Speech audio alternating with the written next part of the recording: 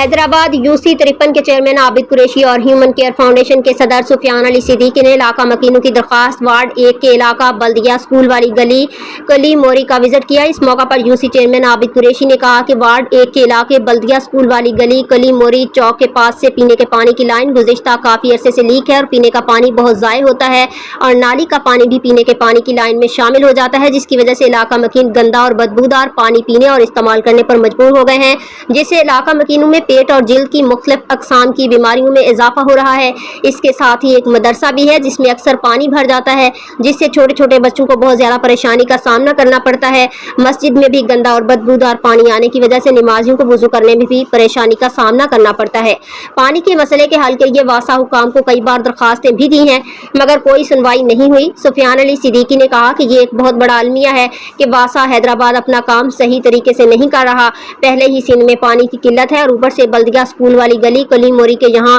पानी ज़ाय होना वासा हुकाम की नाअहली है। डिप्टी कमिश्नर हैदराबाद और मेयर हैदराबाद से अपील है कि वो यूसी 53 के वार्ड 1 के इलाके बल्दिया स्कूल वाली गली कली मोरी में पानी की लाइन के लीकेज का नोटिस लेते हुए लाइन की मुरम्मत कराएं ताकि पानी को ज़ाय होने से और इलाका मकीनों को मुख्तलिफ बीमारियों से बचाया जा सके।